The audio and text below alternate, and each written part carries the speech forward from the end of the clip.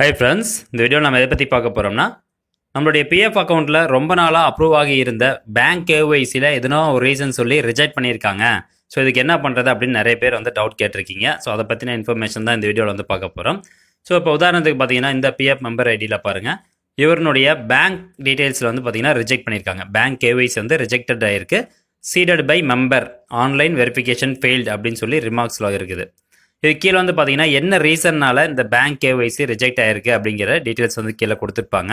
So ஃபுல்லாக scroll down பண்ணி பார்த்தீங்கன்னா இந்த இடத்துல பார்த்தீங்கன்னா ரிஜெக்டட் அப்படின்னு போட்டு இதில் rejected due to IFSC code mismatch அப்படின்னு கொடுத்துருக்காங்க. அதாவது நம்ம பிஎஃப்பில் கொடுத்துருக்கக்கூடிய இந்த பேங்க் ஐஎஃப்எஸ்சி கோடும் பேங்க்கினுடைய தற்போது இருக்கக்கூடிய ஐஎஃப்எஸ்சி கோடும் பார்த்தீங்கன்னா வித்தியாசமாக இருக்கிற காரணத்தினால உங்களுடைய பேங்க் கேஒய்சி ரிஜெக்ட் ஆயிருக்கு. இன்னும் ஒரு சில பேருக்கு பார்த்தீங்கன்னா நேம் மிஸ்மேட்ச் அப்படின்னு போட்டு ரிஜெக்ட் பண்ணியிருப்பாங்க. அது எதனால் அப்படின்னு பார்த்தீங்கன்னா சேம் தான். பிஎஃப்ல உங்களுடைய நேம் எப்படி இருக்கோ அதே மாதிரியே உங்களுடைய பேங்க் அக்கௌண்ட்லேயும் நேம் இருக்கணும். அப்படி இல்லைனா உங்களுடைய அக்கௌண்ட் ரிஜெக்ட் பண்ணப்படும். தென் நெக்ஸ்ட் பார்த்தீங்கன்னா பேங்க் அக்கௌண்ட் நம்பர். ஸோ அது மேக்ஸிமம் வராது, பட் ஒரு சில பேருக்கு வந்துருக்குது. பேங்க் அக்கௌண்ட் நம்பரும் தப்பு அப்படின்னு சொல்லி ரிஜெக்ட் பண்ணியிருக்காங்க. ஸோ அதுக்கு என்ன காரணம் அப்படின்னு பார்த்தீங்கன்னா, இப்போ பேங்க்கில் 8 டிஜிட் பேங்க் அக்கௌண்ட் நம்பர் கொடுத்துருப்பாங்க. ஆனால் இவங்க அப்டேட் பண்ணது 11 டிஜிட் பேங்க் அக்கௌண்ட் நம்பர், முன்னாடினா 3 சைபர் போட்டிருப்பாங்க. ஸோ அந்த மாதிரி ஒரு சில காரணத்தினாலையும் பார்த்தீங்கன்னா பேங்க் அக்கௌண்ட் நம்பர் ராங் அப்படின்னு சொல்லி ரிஜெக்ட் பண்ணியிருப்பாங்க. ஸோ இந்த 3 காரணத்தினால உங்களுடைய பேங்க் கேஒய்சி ரிஜெக்ட் ஆகிருக்கும். ஸோ இதெல்லாம் பார்த்தீங்கன்னா கிட்டத்தட்ட ஒரு 5-6 வருஷத்துக்கு முன்னாடியே இந்த பேங்க் அக்கௌண்ட் நம்பரை அவருடைய பிஎஃப் அக்கௌண்ட்டில் லிங்க் பண்ணி அதை வெரிஃபையும் பண்ணி வச்சிட்டாரு. ஹோம் பேஜில் பார்த்தீங்கன்னா ஆக்டிவில் தான் இருந்திருக்குது. பட் ரீசெண்டாக இப்போ பார்த்தீங்கன்னா இந்த மாதம் தான் அந்த பிரச்சனை எல்லாருக்கும் நிறைய பேருக்கு வர ஆரம்பிச்சிருக்குது. கரெக்டாக 3 செப்டம்பர் 2022 அன்னைக்கு எல்லாருக்கும் பார்த்தீங்கன்னா யாருக்கெல்லாம் பிரச்சனை இருக்குது, IFSC code mismatch, name mismatch, so இந்த மாதிரி யாருக்கெல்லாம் பிரச்சனை இருந்திருக்கோ அவங்களுடைய கேஒய்சியில் போய் பார்த்தீங்கன்னா ரிஜெக்டட் அப்படின்னு போட்டிருப்பாங்க.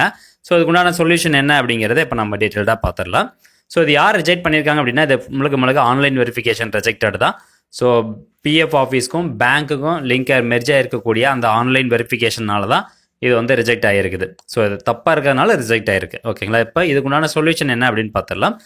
நீங்களும் பார்த்தீங்கன்னா உங்களுடைய பிஎஃப் அக்கௌண்ட் நம்பர் ஓப்பன் பண்ணி செக் பண்ணிக்கோங்க. ஓப்பன் பண்ணிட்டு இந்த பேங்க் கேஒய்சியில் போயிட்டு செக் பண்ணிக்கோங்க, உங்களுக்கு ரிஜெக்ட் ஆகிருக்கா இல்லை எல்லாமே ஆக்டிவில் தான் இருக்கா அப்படின்ட்டு. சப்போஸ் ரிஜெக்டாக இருந்ததுன்னா உடனே நீங்கள் ஆக்டிவேட் பண்ணி வச்சுக்கணும். ஏன்னா எமர்ஜென்சிக்கு நம்ம பணம் எடுக்கணும் பார்த்தீங்களா. ஸோ அதனால் உடனே ஆக்டிவேட் பண்ணி வச்சுக்கோங்க.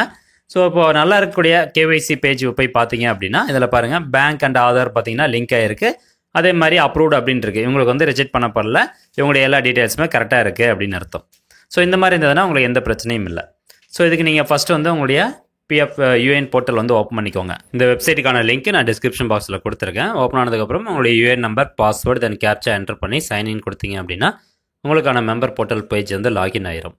அதுக்கப்புறமா மேலே நிறைய ஆப்ஷன்ஸ் கொடுத்துருப்பாங்க. அதில் இந்த மேனேஜ் அப்படிங்கிற ஆப்ஷனை கிளிக் பண்ணி கேஒய்சி அப்படிங்கிற இந்த ஆப்ஷன் சூஸ் பண்ணிங்கன்னா போதும். நெக்ஸ்ட் உங்களுடைய கேஒய்சி பேஜ் ஓப்பன் ஆகும். ஓகே, இப்போ பார்த்தீங்கன்னா ஓப்பன் ஆயிடுச்சு.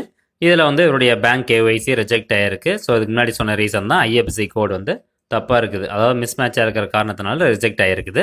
ஸோ எதனால் இவருக்கு மிஸ் மேட்ச் ஆகிருக்கு அப்படின்னு பார்த்தீங்கன்னா, இவர் ஃபஸ்ட்டு இந்த பிஎஃப்க்கு இந்த பேங்க் ஐஎஃப்எஸ்சி கோட் லிங்க் பண்ணும்போது ஐஎஃப்எஸ்சி கோட் கரெக்டு தான்.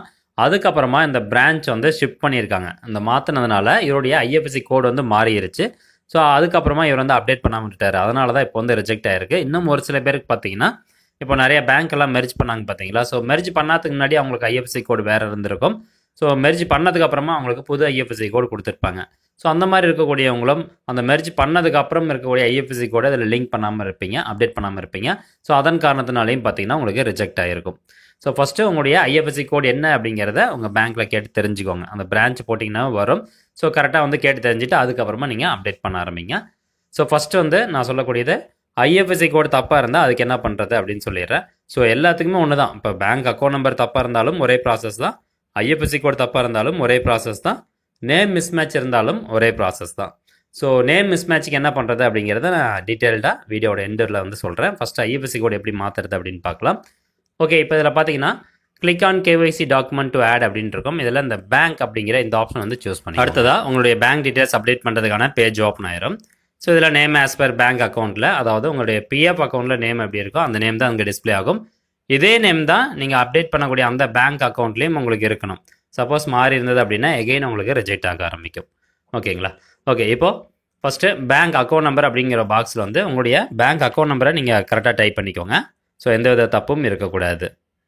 அடுத்ததாக கன்ஃபார்ம் பேங்க் அக்கௌண்ட் நம்பர் அப்படிங்கிற இந்த பாக்ஸ்லேயும் நீங்கள் கரெக்டாக பேங்க் அக்கௌண்ட் நம்பரை டைப் பண்ணிக்கணும். தப்பாக டைப் பண்ணிங்க அப்படின்னா ரிஜெக்ட் ஆயிரும்.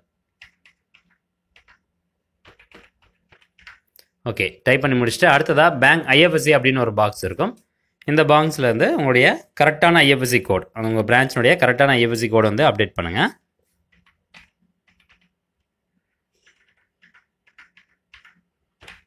ஓகே, ஒன்ஸ் அப்டேட் பண்ணதுக்கப்புறமா இந்த இடத்துல பார்த்தீங்கன்னா வெரிஃபை ஐஎஃப்எஸ்சி அப்படின்னு இருக்கும். அந்த ஆப்ஷன் வந்து சூஸ் பண்ணிக்கோங்க.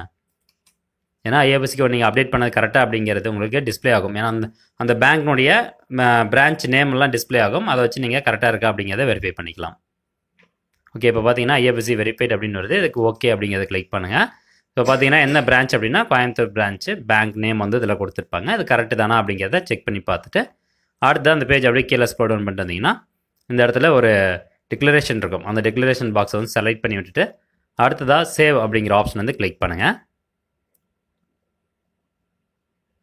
ஸோ இது எல்லாத்துக்கும் பார்த்தீங்கன்னா உங்களுடைய பிஎஃப் அக்கௌண்ட்டில் மொபைல் நம்பர், ஆதாரில் என்ன மொபைல் நம்பர் இருக்கோ அந்த மொபைல் நம்பர் அப்டேட் ஆயிருந்தால் மட்டும் தான் நீங்கள் எல்லாமே அப்டேட் பண்ண முடியும். ஓகே, இப்போ பார்த்தீங்கன்னா உங்களுடைய ஆதார் லிங்க்டு மொபைல் நம்பருக்கு ஒரு ஓடிபி அனுப்பிச்சிருப்பாங்க. அந்த ஓடிபியை என்டர் ஓடிபி அப்படிங்கிற இந்த பாக்ஸை வந்து நீங்கள் டைப் பண்ணிக்கோங்க. ஓகே, இப்போ ஒன்ஸ் நீங்கள் ஓடிபி என்டர் பண்ணதுக்கப்புறம் சப்மிட் அப்படிங்கிற ஆப்ஷனை கிளிக் பண்ணிக்கோங்க. அடுத்தா பார்த்தீங்கன்னா பேஜ் ஒன்று லோட் ஆகும். ஸோ எல்லாமே பார்த்தீங்கன்னா பேஜ் ரொம்ப நேரம் லோடாகி தான் உங்களுக்கு ஓப்பன் ஆகுது. கொஞ்சம் பொறுமையாக வந்து ப்ராசஸ் பண்ணுங்கள். அண்ட் அதே மாதிரி பார்த்தீங்கன்னா ஒர்க் ஆகிட்டு இருக்கும்போது உங்களுக்கு வந்து பேஜ் ரெஸ்பான்ஸ் இல்லாமல் போயிடும். ஸோ அகைன் நீங்கள் லாகின் பண்ணி தான் ப்ராசஸ் பண்ணுற மாதிரி இருக்குது. ஸோ பொறுமையாக வந்து ஒர்க் அவுட் பண்ணுங்கள். அண்ட் இப்போ உங்களுடைய ஓடிபி வெரிஃபை ஆனதுக்கப்புறம் நீங்கள் கொடுத்த டீட்டெயில்ஸ் வந்து அப்டேட் ஆயிரும். அப்டேட் ஆயிரும் மீன்ஸ் என்னென்னா நீங்கள் கொடுத்த டீட்டெயில்ஸ் வந்து வெயிட்டிங் ஃபார் அப்ரூவலில் இருக்கும். ஸோ அது நீங்கள் செக் பண்ணுறதுக்கு இந்த கேஒய்சி பேஜ்லேயே கேஒய்சி பெண்டிங் ஃபார் அப்ரூவல் அப்படிங்கிற இந்த பாக்ஸ்குள்ளே பார்த்தீங்கன்னா நீங்கள் வந்து பேங்க் அக்கௌண்ட் நம்பர் மாற்றிருக்கீங்களா, இல்லை பேன் கார்டு மாற்றிருக்கீங்களா, ஸோ அந்த மாதிரி வந்து கொடுத்துருப்பாங்க. நம்ம இப்போ வந்து பேங்க் அக்கௌண்ட் நம்பர் தான் லிங்க் பண்ணியிருக்கோம். ஸோ அதே பேங்க் அக்கௌண்ட் நம்பர் தான், ஆனால் ஐஎஃப்எஸ்சி கோடு மட்டும் மாற்றிருக்கோம். ஸோ அந்த மாதிரி மாற்றும் போது நீங்கள் கொடுத்த டீட்டெயில்ஸ் இதில் டிஸ்பிளே ஆகும். அதே மாதிரி எந்த சீடட் ஆன் அப்படின்னா எந்த டேட்டில் நீங்கள் லிங்க் பண்ணீங்க, சீடட் பை அப்படின்னா யார் வந்து லிங்க் பண்ணா, இப்போ எம்ப்ளாயர் வந்து உங்களுடைய பேங்க் அக்கௌண்ட் நம்பரை அட்டாச் பண்ணியிருக்காங்களா அல்லது நீங்கள் வந்து ஆன்லைன் மூலமாக பண்ணியிருக்கீங்களா அப்படின்னு கொடுத்துருப்பாங்க. மெம்பர் அப்படின்னா நம்ம எம்ப்ளாயர்னா எம்ப்ளாயர் பண்ணியிருப்பாங்க, உங்களுடைய கம்பெனி ஹெச்ஆர் பண்ணியிருப்பாங்க. அடுத்த ஸ்டேட்டஸ் பார்த்தீங்கன்னா வெரிஃபிகேஷன் அண்டர் ப்ராசஸ் அப்படின்னு இருக்கும். ஸோ ஒன்ஸ் நீங்கள் அப்டேட் பண்ண உடனே பார்த்தீங்கன்னா உங்களுடைய ஸ்டேட்டஸ் வந்து வெரிஃபிகேஷன் அண்டர் ப்ராசஸ் அப்படின்ட்டு இருக்கும். ஸோ இதுக்கு என்ன மீனிங்னா, இப்போ நீங்கள் லிங்க் பண்ணியிருக்கீங்க, அடுத்தா வந்து பேங்க் தரப்புலையும் பிஎஃப் தரப்புலையும் அதே மாதிரி எம்ப்ளாயர் தரப்புலையும் எல்லாருமே வந்து வெரிஃபை பண்ணி பார்த்துட்டு அவங்க அப்ரூவல் கொடுத்துட்டாங்க அப்படின்னா உங்களுக்கு இதில் அப்டேட் ஆயிரும். பேங்க் அக்கௌண்ட் நம்பர் ஐஎஃப்எஸ்சி கோடோட அப்டேட் ஆயிரும். ஸோ இதுக்கப்புறமா நீங்கள் கிளைம் வந்து போட்டுக்கலாம். அதே மாதிரி உங்களுடைய நேம் வந்து மிஸ்மேட்சாக இருக்குது, அதாவது இப்போ ஆதாரில் இருக்கிறபடி உங்களுடைய பிஎஃப் அக்கௌண்ட்டில் கரெக்டாக இருக்குது, ஆனால் பேங்க்கில் வந்து என்னுடைய நேம் மிஸ்மேட்சாக இருக்குது அப்படிங்கிறவங்க வந்து நீங்கள் நேரடியாக பேங்க்குக்கு போயிட்டு உங்களுடைய நேம் சேஞ்ச் பண்ணிட்டு அதுக்கப்புறமா நீங்கள் இதெல்லாம் அப்டேட் பண்ணணும்.